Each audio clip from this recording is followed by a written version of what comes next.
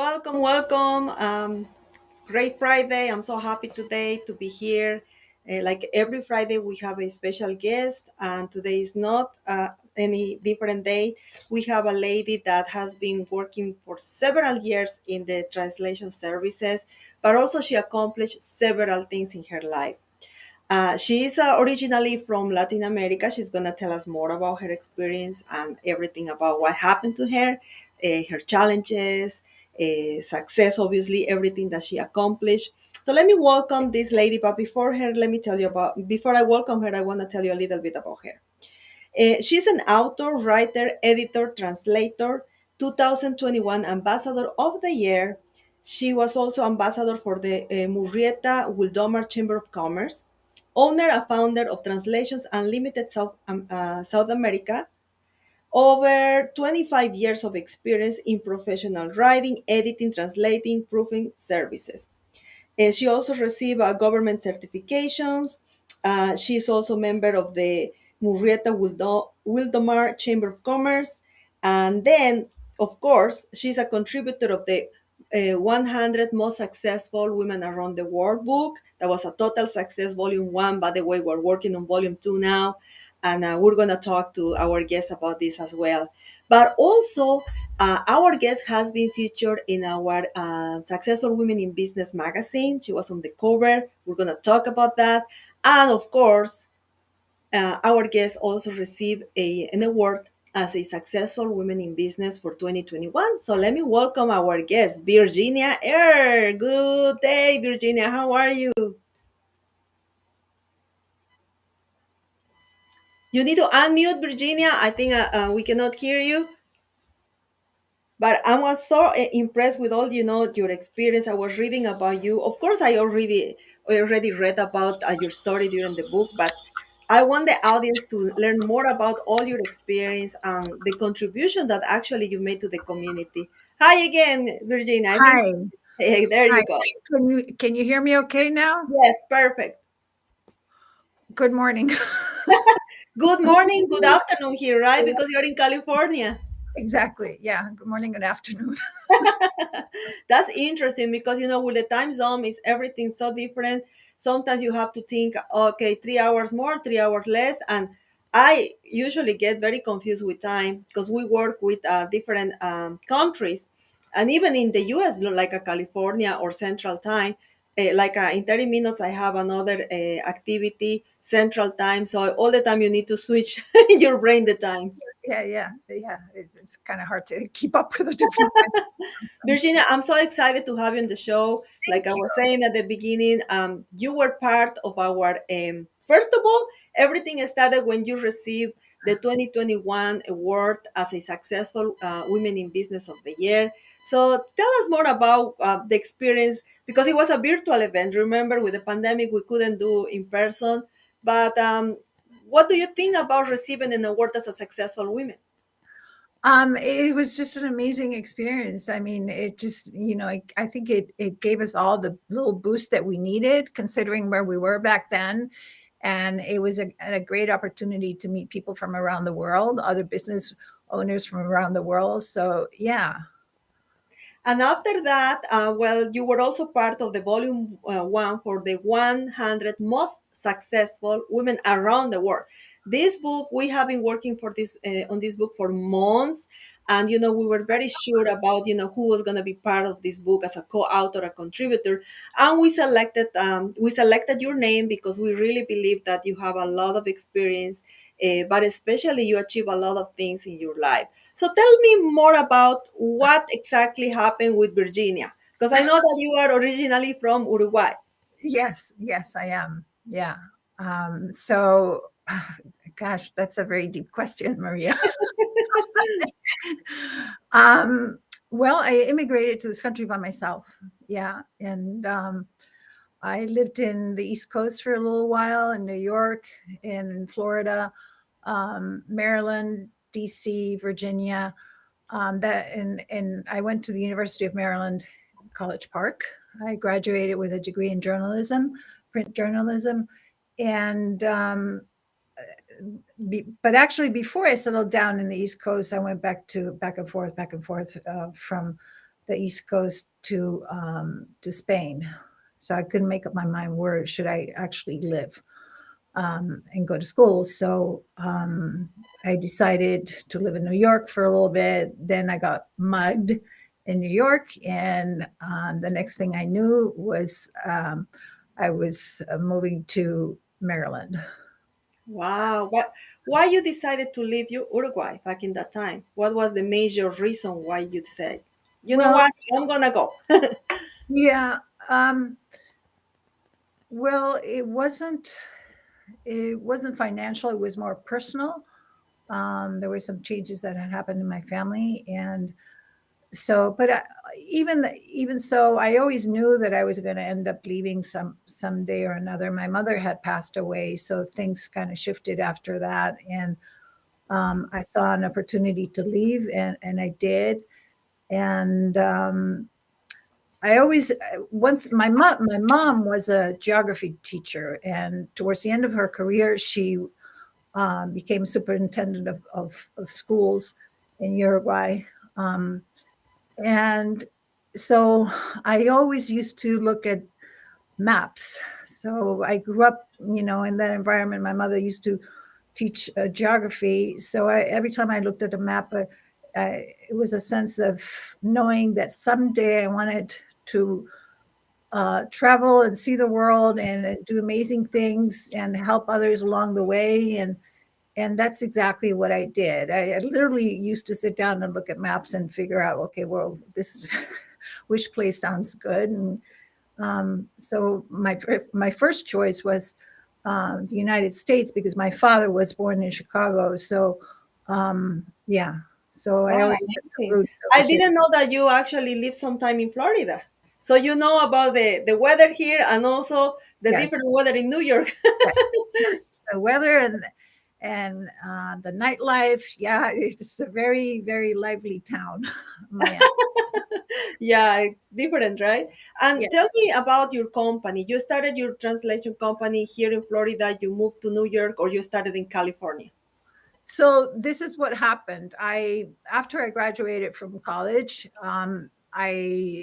I worked for several publishing companies in the East Coast, and then I moved to the Midwest, to Chicago, and then to California. Always in the same industry. And so when I moved to California, somebody told me, you should really consider starting your own business because you're so good at what you do. And with languages, and I was right. Before I moved to California, I was actually working at the NBC Tower for Connors Publishing, which was owned by Reed Elsevier.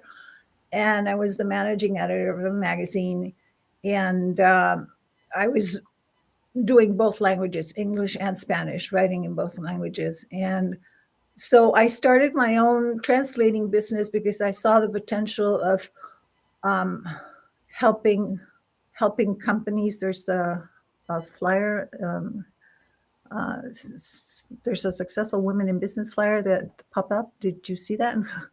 Yeah, yes. The team is trying to find the cover for you because we want to also show Oh, them. oh, Yeah, but go ahead. Yeah, I was listening about how you started the company. And when you say about it, the translations and the publishing part and the writing, that is so important. And we learned that now that we're doing the books, because now we're working on the volume 2 for the book. And the content and all the details, the authors, sources, everything has to be very properly cited when you are working on that, even the grammar, the definitions, and yes, everything. of So it's course. a lot of work. Yeah, But the translation is also about translating one from one language to another, right? So what languages you do? so here's how it works. Okay. Um, I have two businesses. I have Translations Unlimited South America, which has been in business for over 30 years. And we translate documents um, in print and also digital content. Okay. And the other service we offer is simultaneous and consecutive interpreting um, for mid to large size companies. Our markets are either marketing agencies, advertising agencies, public relations agencies, immigration, lawyers, anybody who really needs to have a document or digital content translated into other languages. The languages that we handle are English to and from, um, Spanish, Middle Eastern, Asian, uh, and the other South American languages, Portuguese. And so aside from doing the digital content, we also offer the languages in both areas, in for simultaneous interpreting and consecutive, as well as for print documents and digital content. Do you also publish books, or is more Yeah. like? So yes. So um, since I'm talking about translation, I wanted to add something. Now, with a huge influx of immigration, I see an increased need um, for translators, for interpreters, um, and especially in the sector of immigration. So now going now let's talk about the other business. The other business is Virginia Earl, and we offer ghostwriting, editing, proofreading, and translating. And translating focused on books. So if you want to expand your market, if and this is something you might want to consider, Maria, is if you want to expand your calling card, which in this case we're talking about your book, you want to consider translating your book into other languages so you reach markets outside of the country, of course. Um, and that's something that's also growing. It's very appealing for people who in Europe, let's say, or even South America, to buy a book from a foreign author. Um, so the US, together with China, is one of the biggest markets for book publishing. Um, That's and interesting. And in California, is how the market is like a multicultural market, multinational, like yes, we have, of course, uh, people from different cultures, Latin Americans, and there's mostly from Mexico. And I'm actually one of 3 or 4 people who are from Uruguay who live here in Murrieta, which is unusual. You know, Uruguay has had a consistent population of 3 million people since I left. It's never changed. Yeah, there's more people, more Uruguayans, I think, outside of Uruguay than there are inside of Uruguay. And back in the day when I left, there used to be someone wrote on one of the walls on the airport, "The last one to leave, please turn off the light." Yeah, so that's been a joke for us, but yeah. no. And another thing that probably you need to be Latino to understand is that the difference between Uruguay and Argentina, right? The Argentine and the Uruguayan, they speak similar, but you always get offended, right? When like, are you from Argentina? No, Uruguay. I, And when you say Uruguay, no. you know, you know what? I've reached a point I don't get too offended unless we start talking about football and tango. Yeah, my uncle on my mother's side, he used to be the first violin player for a show on TV, and back then, and he traveled around the world playing the violin. He was very well known in his industry. And so whenever I would go to Argentina, to Buenos Aires, I would go and watch him play. And then the entire orchestra would go out for dinner, and they would invite me, and we would be up till 2, 3, or 4 o'clock in the morning eating and drinking wine. And yeah, it was a ton of fun. And so we would talk about football, and one of the things that would always come up was, where did the tango actually originate? It actually originated in Uruguay, but they don't want to admit that.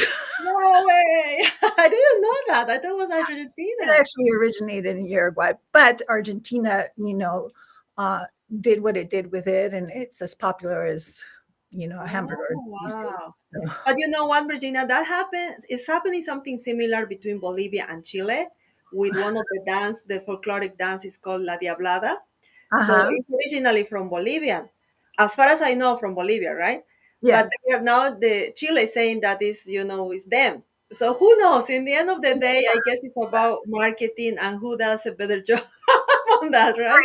Right. And the other thing that we're talking about this, the other thing that Argentinians are jealous, and they want people to think that it's theirs because they have a lot of investments in Punta del Este, which is a seaside resort, and it's very well known internationally. People from Europe and all over the world come down to Punta del Este in the summer down there to enjoy the beaches and the nightlife. The nightlife and the beaches are just amazing. So there's also that little dispute. They're kind of jealous that it actually is Uruguay.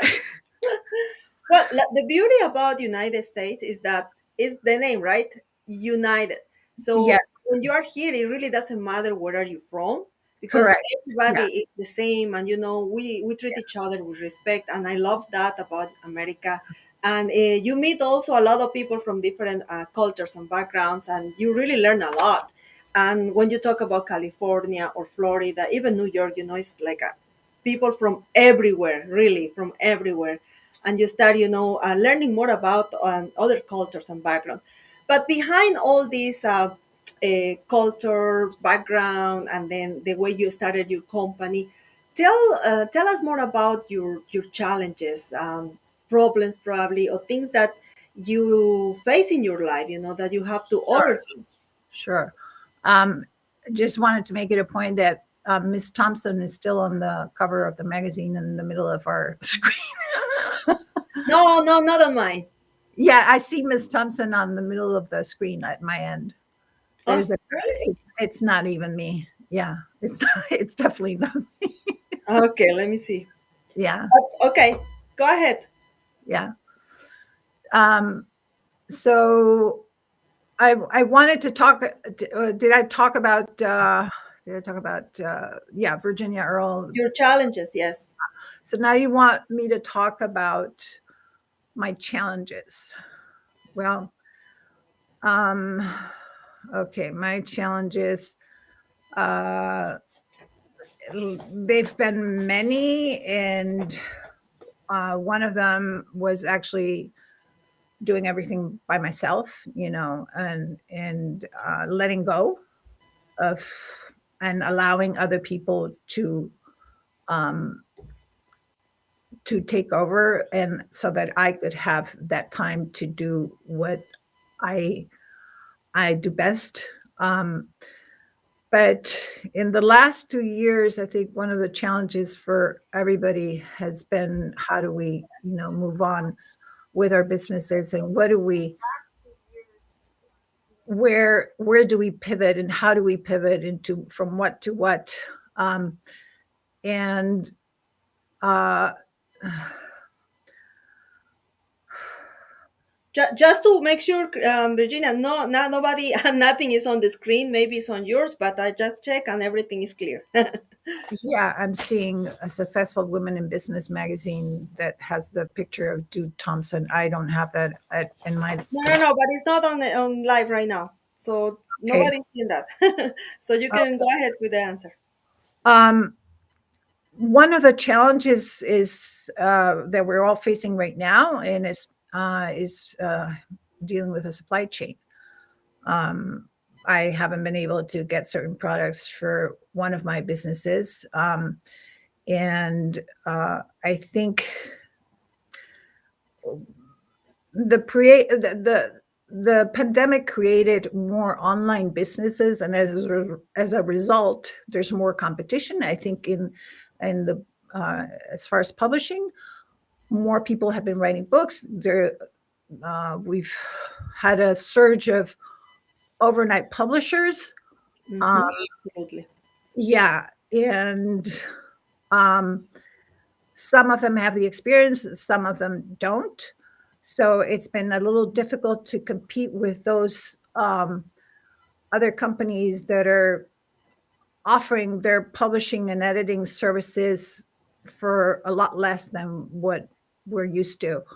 Um, And some companies are using services for editing and writing and proofreading overseas. So when we're dealing with different economies, uh, the cost of living, meaning it's a little tough to compete with those prices when I live here and somebody else is offering them to do them for a lot less. I agree with you. I agree, and that that is happening in several sectors.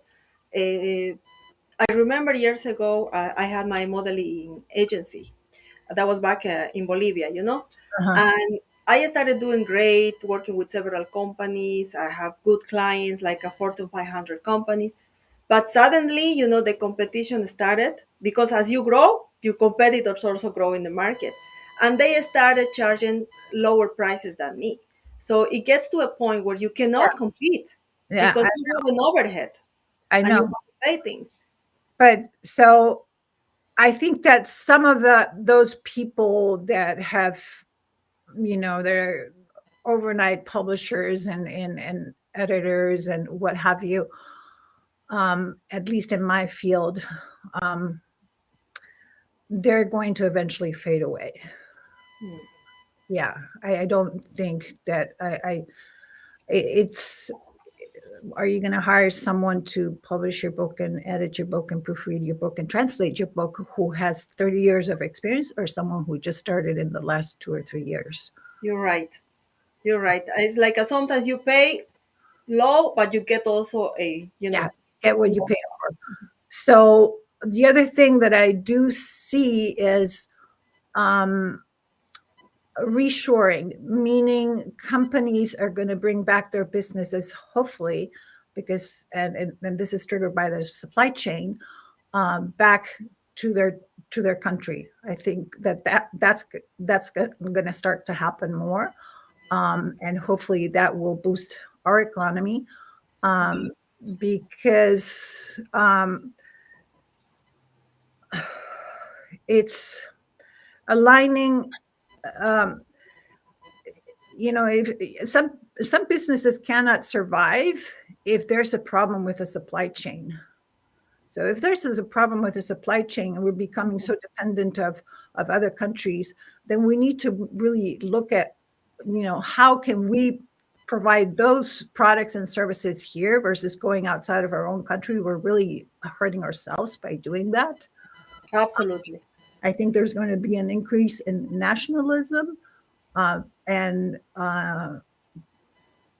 what I was just talking about, I'm referring to deglobalization, which is probably a word that you don't want to hear, but as companies bring their businesses more, closer to home, I think that we're going to see more of that. You're right, because it gets to a point where what else you're gonna do with the globalization? You are, exporting or you are importing or you are doing actually the outsourcing. You are contracting labor in other countries because of you're gonna pay less. But what is the consequence of that? You're absolutely correct on that, and I never heard about that word. I like it, the The globalization. globalization, yes, and here's the other thing.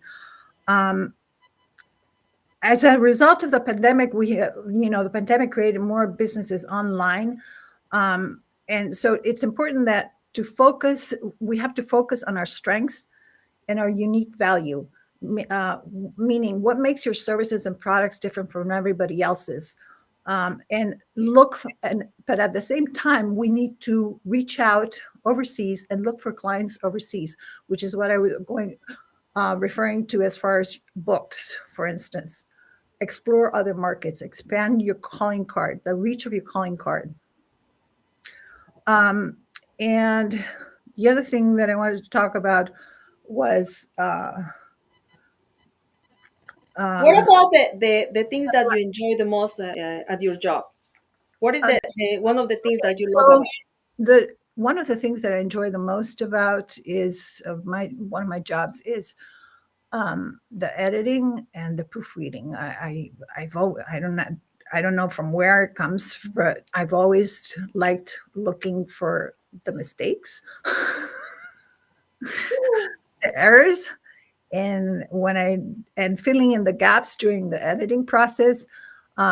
So I'm just obsessed with the details with that are involved in editing and proofreading a copy.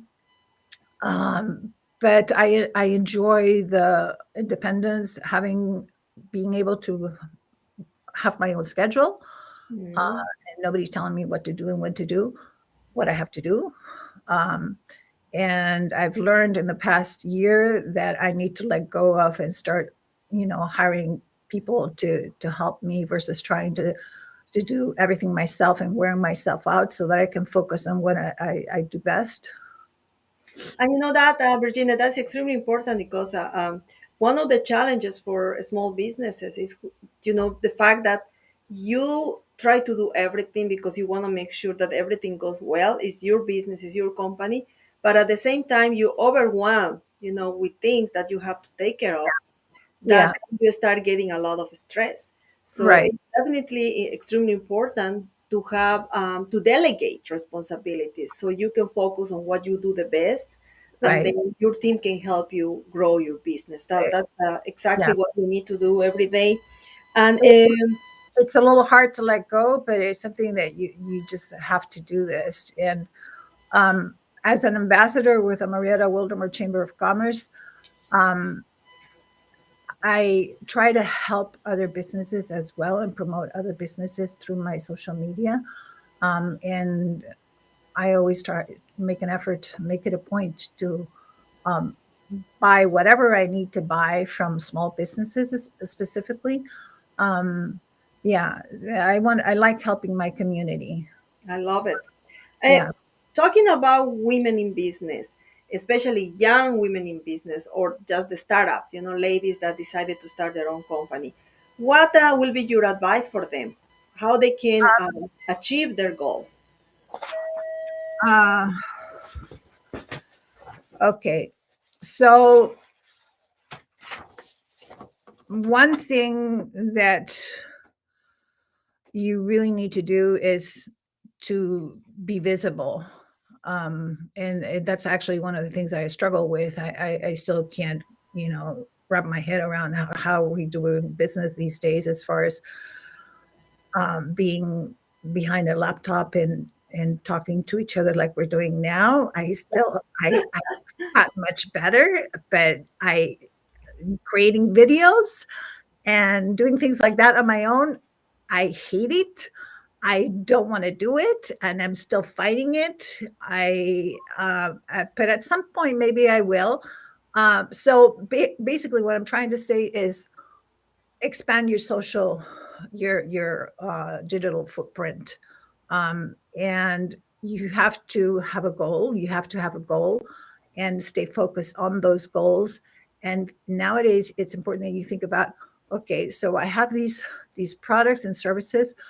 How am I going to stand out in the crowd? What is it that I can do to make myself stand out with all this other competition that's going on? Not only because now we have even not just the local competition, but we're, you know, inside this internet superhighway, and there's more competition. So we're dealing with a competition locally, and we're also dealing with a competition electronically, because there's more business out there that are offering the same thing you're offering.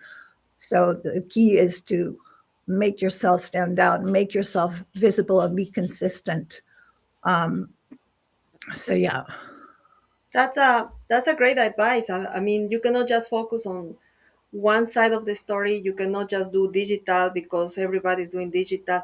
You have to still, have that personal touch with people, going to right. activities, And meeting people face to face. Go ahead. and you have to surround yourself by the right people who you feel aligned with. That's something that I keep hearing a lot lately. It's businesses doing business with people they feel aligned with, um, and also, um, what's the word I'm looking for? Um, Doing business with people you feel aligned with, and also hiring employees that you feel in alignment with. That's a new trend. But you have to surround yourself with people who are going to elevate you to a higher vibration and help you succeed, it's very important that you're in the right rooms.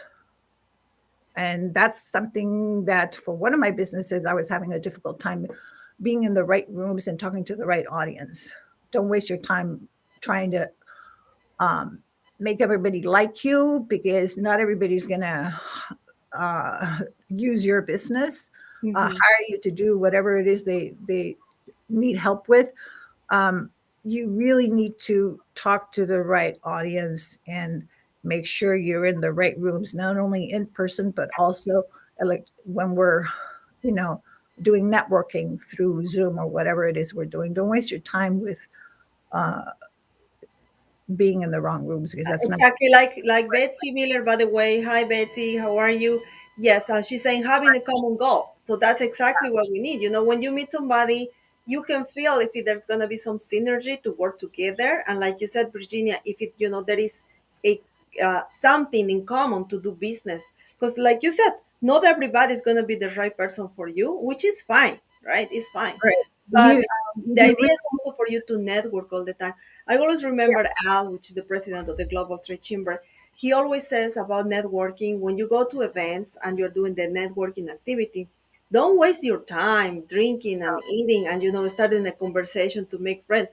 What you're doing there is going to do business, finding clients or potential partners for projects, people that is going to contribute somehow to grow your business. So networking is about growing your network, not growing your list of friends. So absolutely what you say is 100% correct.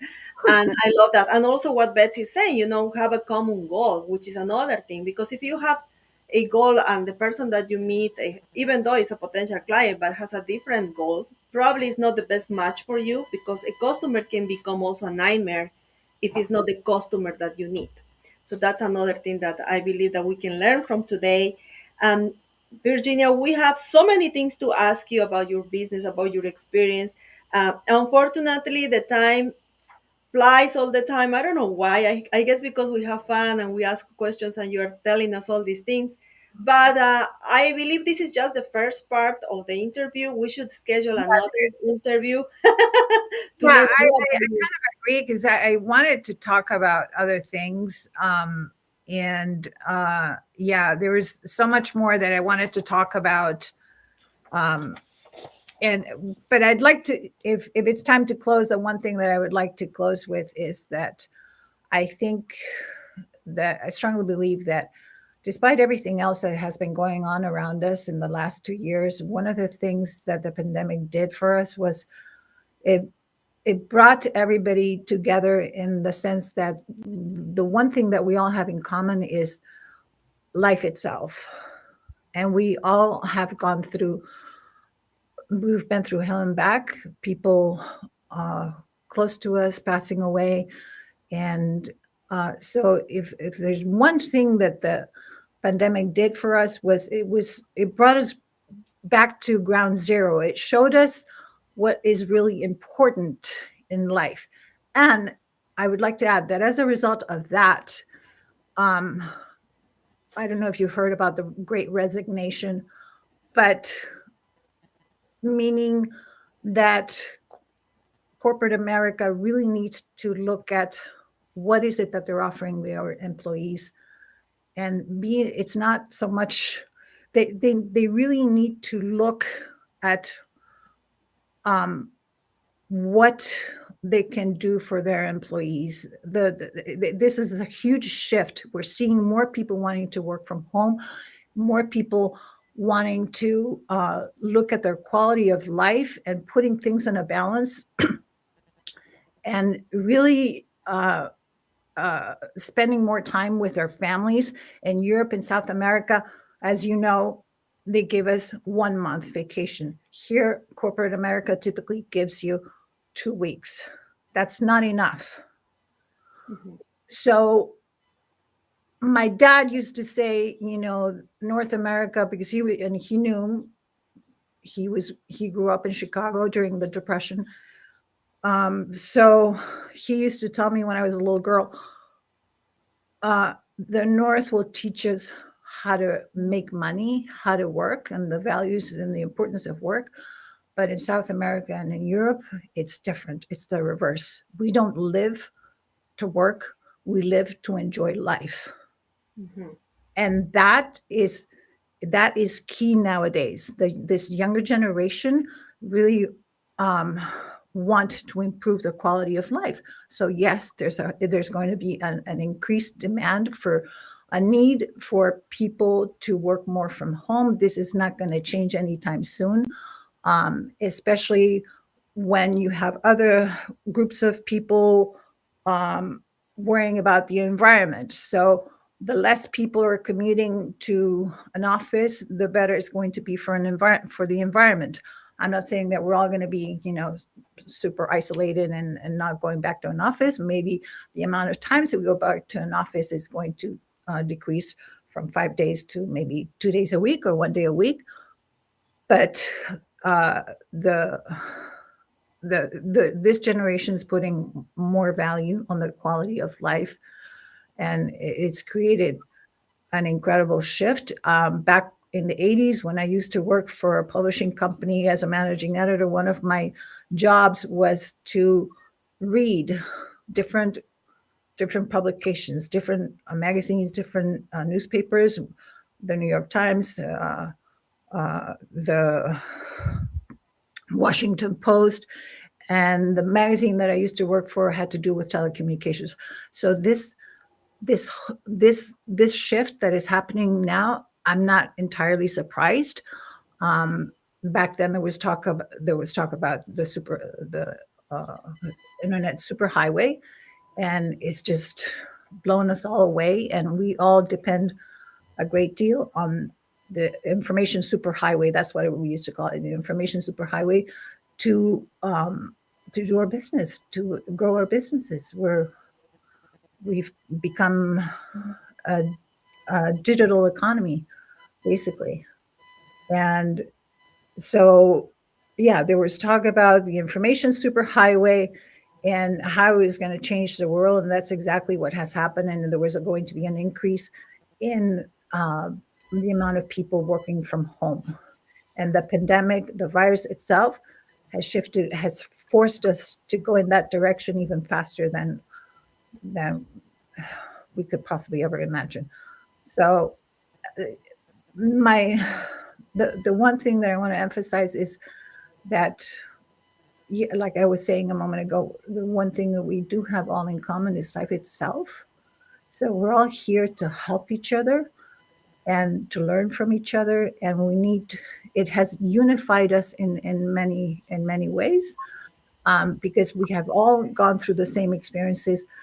We've all felt what it was like to be in lockdown, people getting depressed, people gaining weight, people becoming suicidal, people um, wanting to have that contact with human beings, the contact that we took for granted of going to a network and hugging someone, of just being there and seeing their faces. It has changed all that. Um, but it has the commonality of what happened. It has brought us together as human beings, and it has unified us in that sense, because we all went through the same thing in different ways, but we all essentially went through the same thing.